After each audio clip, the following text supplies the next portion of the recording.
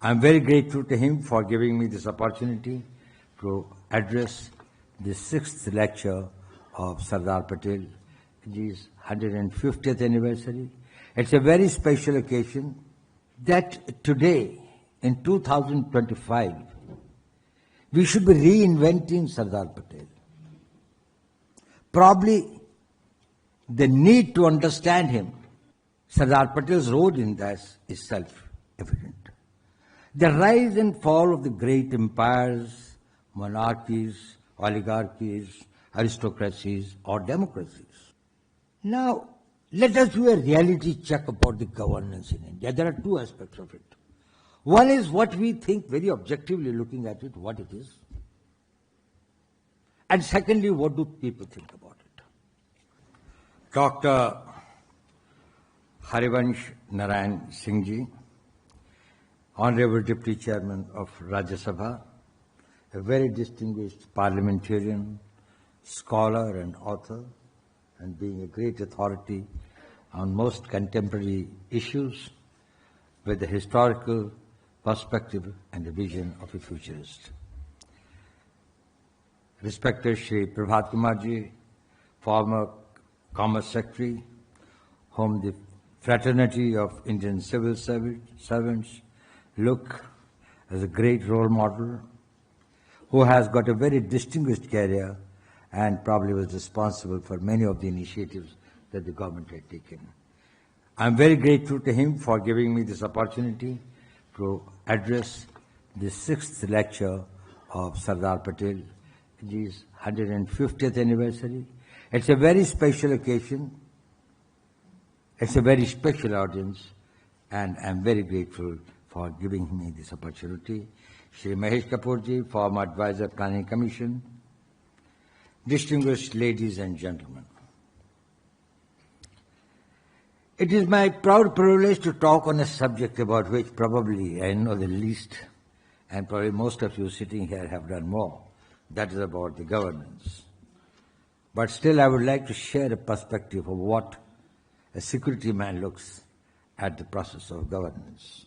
I definitely believe that governance has a very seminal role in the process of nation building and in the process of securing a nation and making it achieve its goals and aspirations. It is indeed very befitting that today, in 2025, we should be reinventing Sardar Patel. Probably the need to understand him, the time to emulate him and understand his vision, his clarity of thought, his vision is required in India today more than ever before. Not only India is under transition, India is having an orbital shift from a certain type of governance, from a certain type of a government structures, societal structures, but also its place in the global order. The world is also undergoing a great transformation. And whenever the change comes, the most important things are your clarity of vision.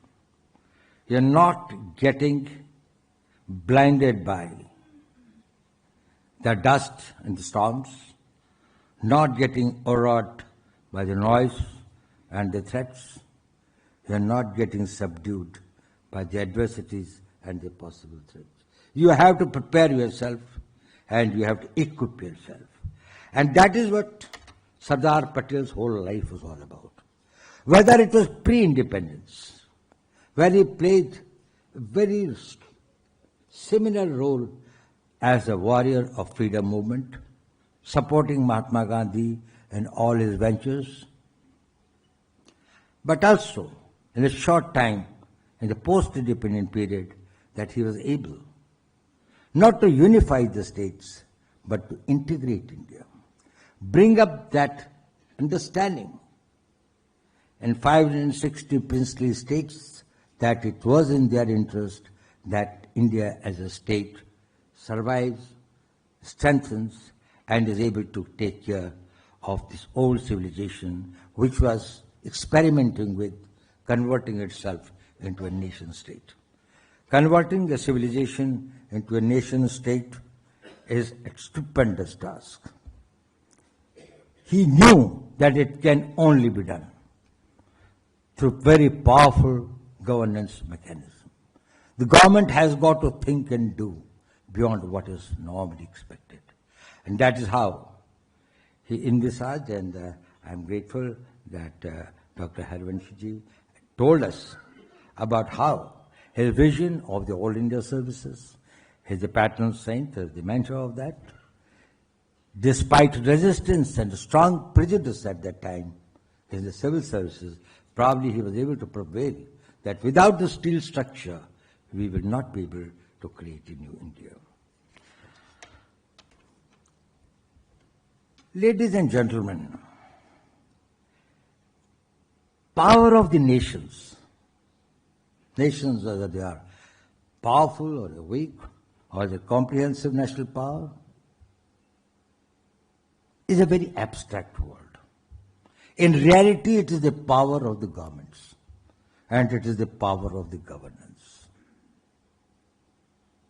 When the governments are weak, when the governments are confused, when the governments are imbued by the self-interest, probably the consequences also are similar. And these governments work through institutions. And in the task of nation building, the most important matter are the people who build and nurture these institutions, who strengthen these institutions, because these institutions provide the governance, and the governance creates the nations and the powerful states. Sardar Patel's role in this is self-evident. The rise and fall of the great empires, monarchies, oligarchies, aristocracies, or democracies is actually a history of their governance. Edward Gibbon, in 6 volumes on the decline of Roman power, way back about 1788 or something, there he wrote those volumes. The whole book is about the intrigues of the Roman Empire, instances of its bad governance, corruption, economic mismanagement, security failures. And the end of it, it all boils down to the Roman Empire fell because it was administered and governed badly. Same is the story of whether it's the French Revolution, or the Tsarist Russia, or the Mughal Empire, they declined. In the post-war period, out of 37 countries that faced various degrees of degradation, 28 failed or got degraded or got balkanized because of their poor governance. And the recent cases of the change of regimes through non-constitutional methods in Bangladesh, Sri Lanka, Nepal, and others were actually the gilding cases of the bad governance. And that is how the governance matters. Transcending beyond time and space,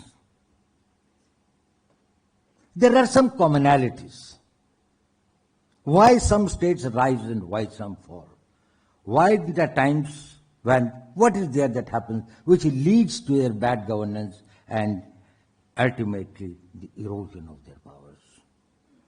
One has been the authoritarianism. Not that I am going in history, but I am telling it because it remains relevant today. It has remained relevant for the past 3,000 years of the recorded history that we know of the states, structures, and the governments as they existed, whether it was the Greek states or it was the modern democracies and even the oligarchies and others. So authoritarianism, that is oppressive and discriminating laws, poor delivery of justice, marginalized population, human rights violations, they all constituted or added to the fall of these nations. Second important thing has been the institutional decay. The institutes start decaying, both civil and military. Security structures, their armies become corrupt or oppressive, or their internal security structures collapse. Bureaucracies become inept, slow, corrupt, and insensitive. There is no accountability. People do not know why they are doing what they are doing. I tell you an example that once when Bismarck, before the Russia war, had visited Germany, and he went to a forest area for seeing, and he found a military man standing at a post. He asked him, "What are you here for?" He said, "I do not know, but I had been on this duty for the last 3 years. So he said, I would have to check up." And then he checked up. And then he found that his commanding officer also did not know, but he said, "My battalion has been here for the last 20 years. And this is one point that has been given to us to guard." He said, "What are you guarding against and against whom?" He says, "That I am not aware, but I can check it up and find out whether in my judgment there is some records." So he went through that, and then after long research and others, Bismarck found that about 150 years back, when Zardina had come on a horseback for a hunting, and she lost her necklace in the forest. She could not locate it there, so returned, but asked her ADC to put somebody on the guard duty and send some people tomorrow to search it. Probably some people came or did not come, but that necklace was not found. Necklace was forgotten to everyone. Nobody knows what happened to the necklace. But for 180 years, the sentry was still on the duty. This is how the decay starts, and that is when Bismarck predicted that this nation and this regime will not last. And that's what happened. Another factor is the economic failures, scarcities, the food. Actually, a large number of civilizations, this thing, because of the economic meltdown. Harappa, Mohenjo-daro, and other civilizations, now increasing evidence is coming forth that probably the essentials of survival will become scarce over there. The food, the water, the inflation, oppressive taxes, social unrest, they become the cause of the state failures. They are the old ones. They still exist. They still exist, and they continue to beleaguer the emerging societies. But the new ones have cropped up and have made the situation more complex. What are these new factors which have started impacting on the process of governance and has made the task more challenging? One is the centrality of the common man. The common man has become more aware. He has become more aspirational. He has higher expectations from the state. And the state has got a vested interest in keeping him satisfied, particularly in the democracies. In the same vein, what has happened that while democracy has proved to be one of the most effective and one of the most enduring systems of governance, it has created its own problems. It leads to partisan politics. There are dividends in division. Now, this is the division is a very strange phenomenon. If there are 100 people and I have got a following of 25, I can come to power if I can divide the rest in groups that each is smaller than 25. It is not an aspiration to make it 51. but it's an aspiration to divide the rest of the society in as many fragments as you can. And that fragmentation is something which is the danger of this thing. That comes, after all, it's a package. It comes with its good things, but we have got to guard against the possible, the negative side of it. The third is the role of money. And I'm not talking about India, I'm talking about the world over. Wherever there are these democracies, there is a money that plays a role. Now, in whatever role, there's a legitimate role, illegitimate role, legally approved, illegally approved, whatever is that. But the fact is this, money plays a role. So, your idealism, your vision, your thought, your patriotism somehow has got to have a strong support of the money. And there is often eclipsing of national interests by the Western interest. And by the Western interest, I do not mean here purely in a very negative personal sense of being corrupt or lack of integrity. But Western interest is that your very, very localized, smaller interest in which the larger national interests become probably less important. So what do we need to counter it, to address it? Both the old ones and the new challenges that have emerged. One is, of course, that we have got to look at our entire system of laws and the rules and the procedures and the processes and make them more people-friendly by the laws and the rules and the systems which are strong but are people-friendly. Our policies and plans should meet aspirations of the people. Basic needs of the people must be addressed, and the people must be given a sense of security.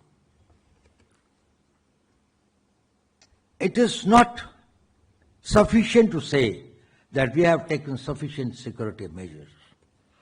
What is equally important is that we are able to make every Indian feel that he is secure, both from forces internal and external.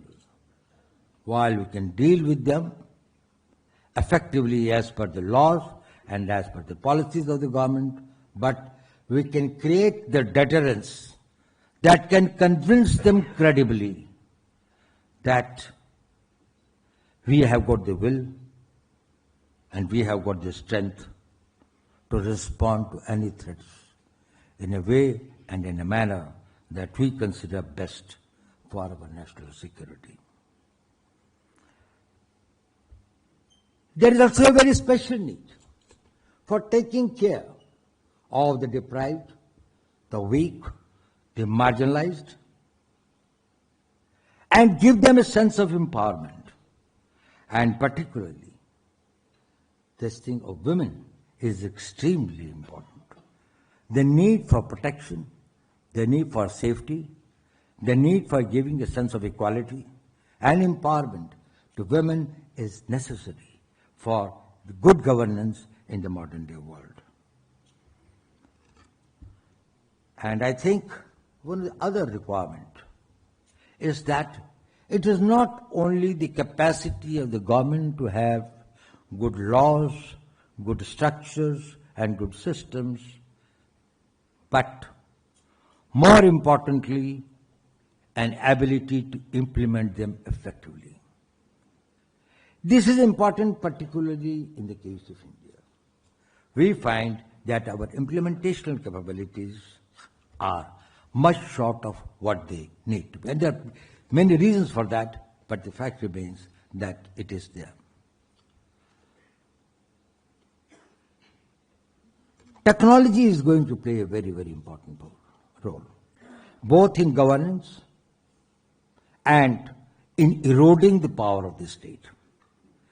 We have got to exploit the technology that can ensure greater transparency, accountability, deliverance of service to the common man, grievance redressals,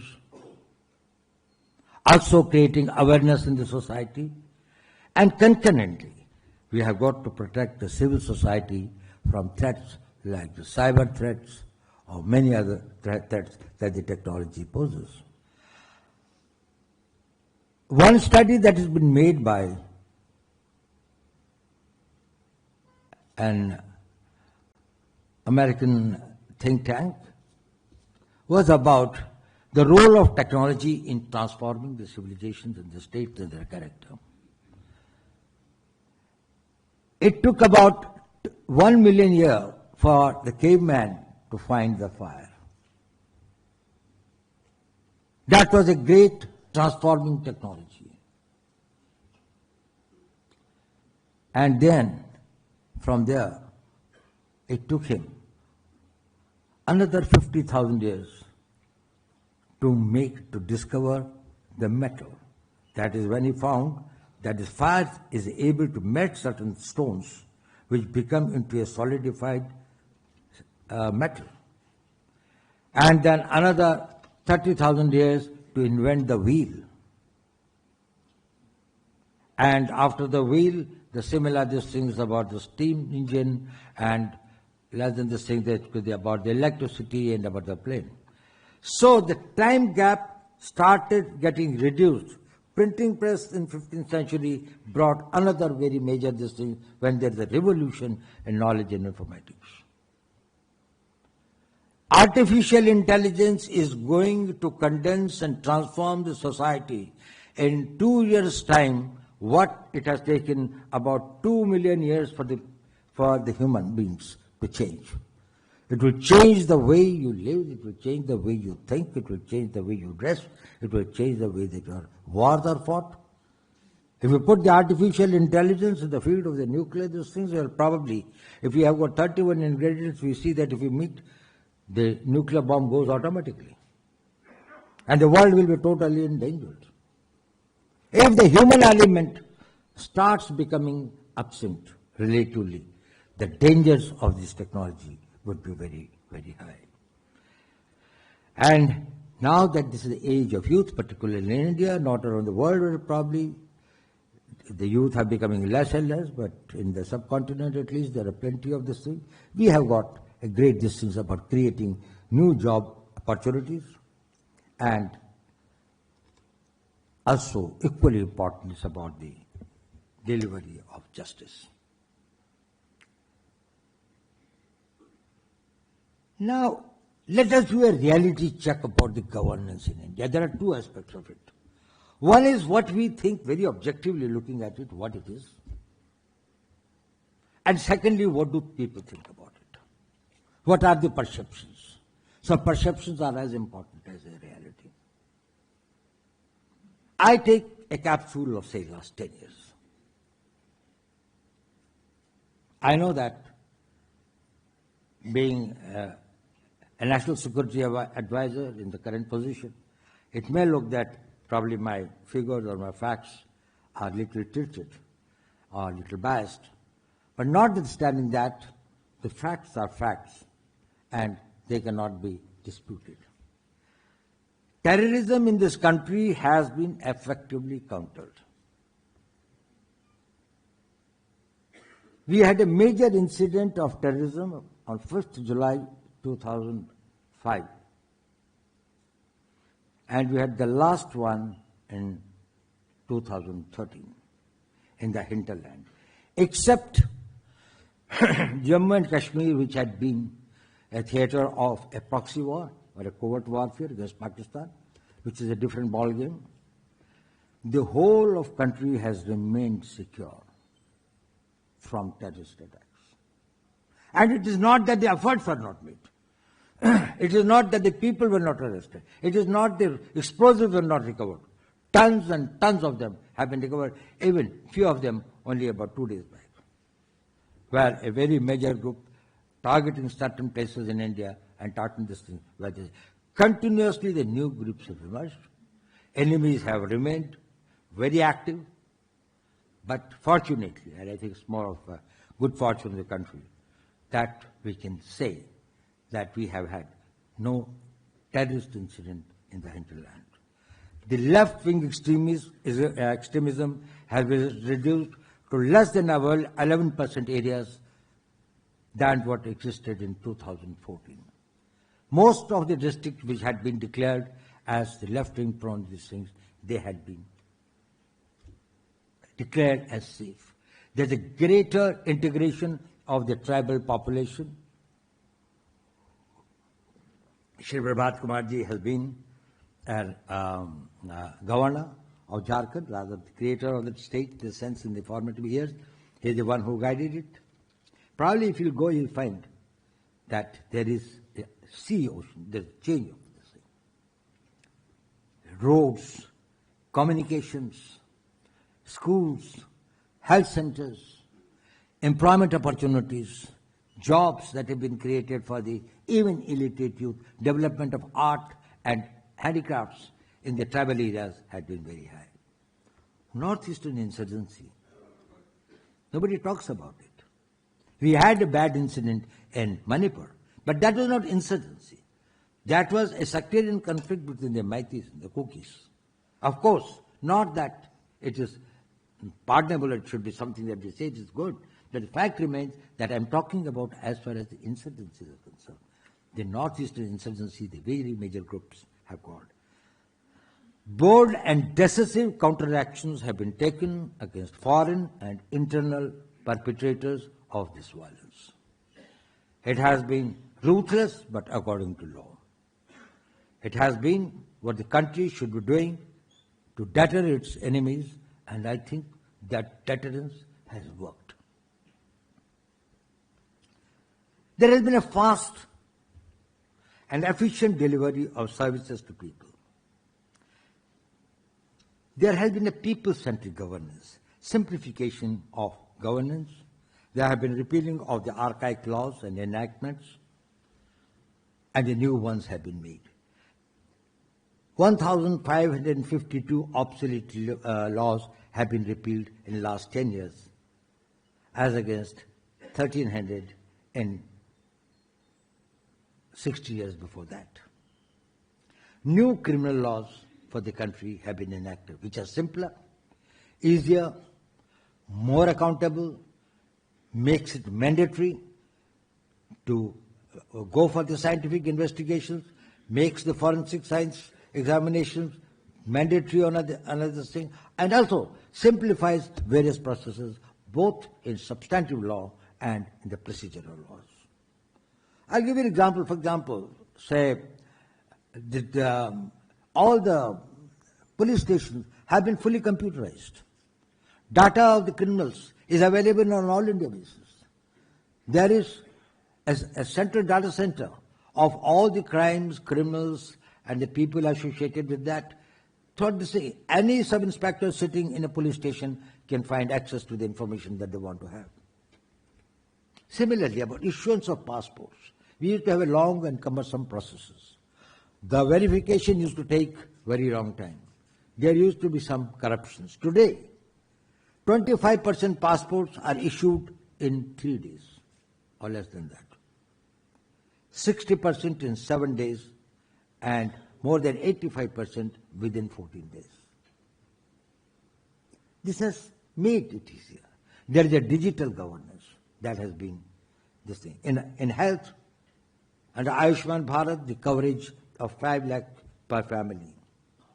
Similarly, on the national economy, the GDP from $2.15 trillion in 2015 to nearly $4 trillion in 2025 has taken its global ranking from 10th to 5th, and mostly, probably, more likely, very shortly, it will be the 4th. The taxation system, the goods and services taxes. We used to have chungis and the barriers and this thing, and every point was a point of corruption, every point was a point of delay, every point was a point of hardship, both to the producers and the consumers and the shopkeepers and retailers, and today we find that it is centralized. Well, a lot of scope for improving, and changes have been made.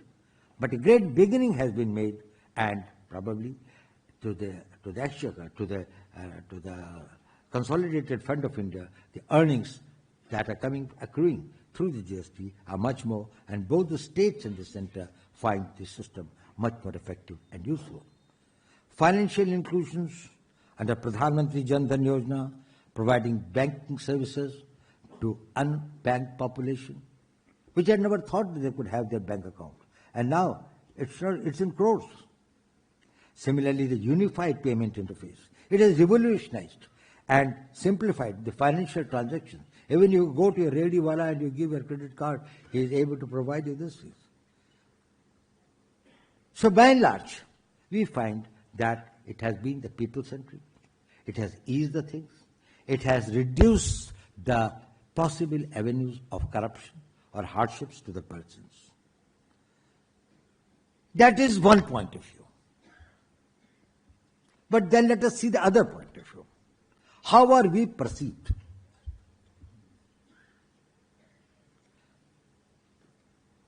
World does not necessarily perceive us as an egalitarian, inclusive democracy which provides constitutionally guaranteed fundamental rights, has got the adult franchise, has got the equal rights for everyone, irrespective of their caste, religion, gender, or any linguistic identity. We have got many liberal and pro-poor legislations. We have also got an independent judiciary, actually very rightly too independent, and we have got very powerful institutions like the Election Commission, Comptroller and Auditor General, the Union Public Service Commission to ensure that there is no governmental interference in these matters. However, global perceptions and projections do not carry this image of India. Whether it's on the district level, we had just got one study conducted about, let's say, last 3 months. What had been the articles, what had been the thinkings, what had been the surveys that had been conducted against India, about India.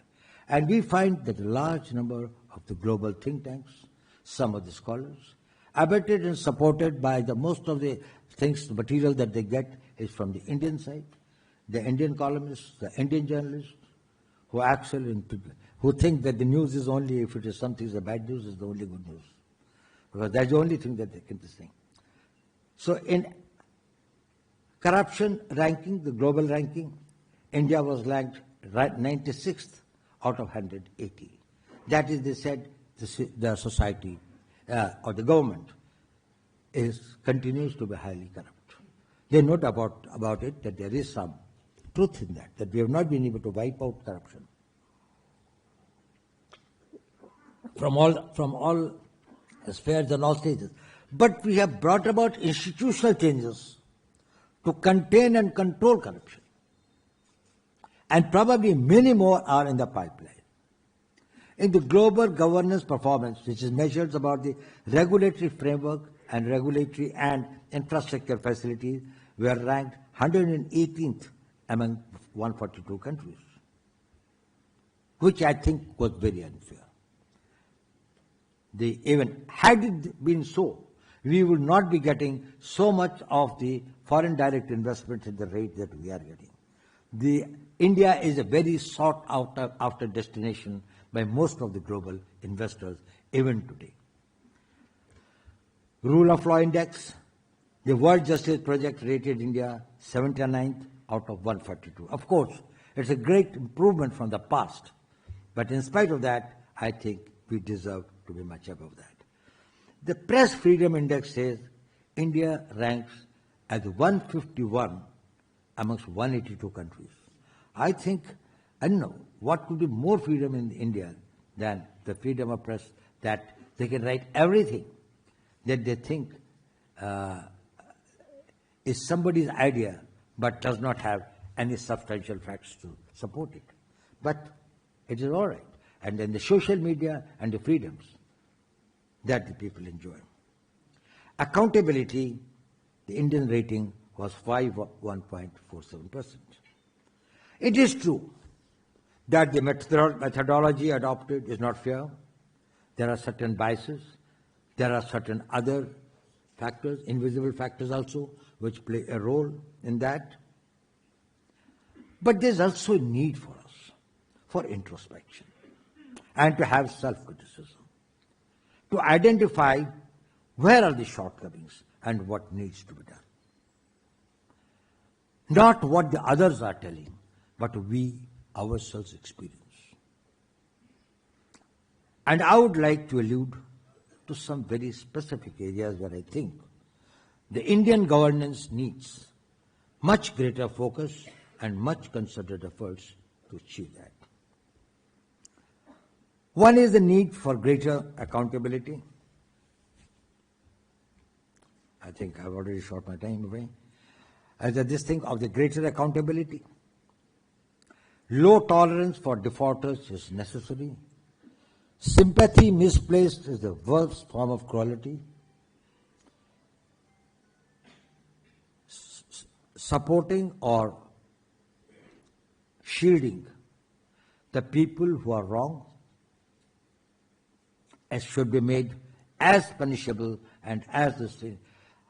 Somebody told me, how can you bring this thing, the change and reduce the corruption in police? I said, it's a very simple method. Nobody will know about a corrupt police officer except his immediate superior. He is the one who comes to know about it first. If there is something adverse against a police officer, then let there be an adverse entry also on his listing that he could not control corruption amongst his subordinates. He will see that he will bring down at least to 50%. Because then it is in his interest to see that the people below him do not become visibly corrupt at least.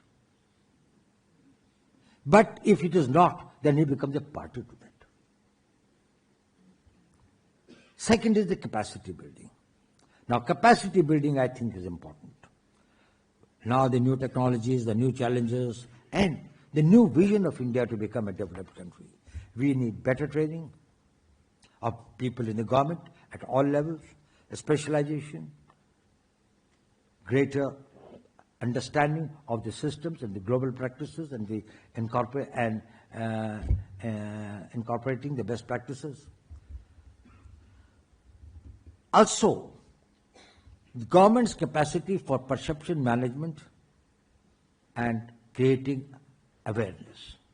It is important. It is important because national will is affected when the country's image gets sullied. When people feel that our institutions are not dependable. When the people feel that our electoral system or our financial systems and others, there are not that levels of transparency and probity and moral standards that are adopted. That is bad for a nation's will.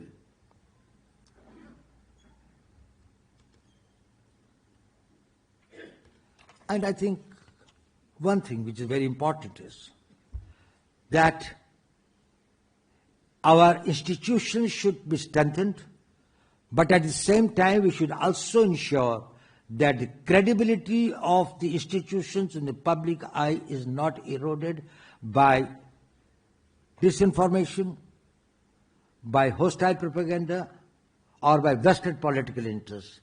These institutions are sacrosanct. They should be seen above politics. People's losing faith in these institutions, whether it is your defense forces, security forces, judiciary, electoral systems, comptroller general, etc., that will be something which will be very, very disastrous. So I think these are the areas we have to focus on.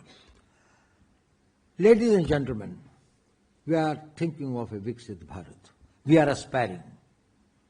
We are doing everything that will go for Viksit Bharat. But let me tell you that you can never have a Viksit Bharat with an archaic governance structure, with the standards of governance which do not measure up to the levels of a developed country. So we have got to train ourselves, we have to equip ourselves, we have to organize ourselves, we have to bring about a convergence in our policy making and in our program making, and also a whole of the government approach in their execution. Our executive skills and capabilities have got to be enhanced substantially. Once again, sir, I am very grateful to you for giving me this opportunity. It has been indeed a great pleasure for me to interact with me and share some of my thoughts with you, but I can definitely tell you that the country is on the ascendancy, is doing very well, and it has got a great future, and with the efforts that every Indian is making today, every Indian who is becoming aspirational, every mother who wants a child to go to the best of schools even when it comes from a very low economic group and others, is something which is extremely boosting, morale boosting, and I'm very confident that the vision of Sardar Patel of a great India, of an integrated India, of a powerful India will be realized by this generation. Thank you very much.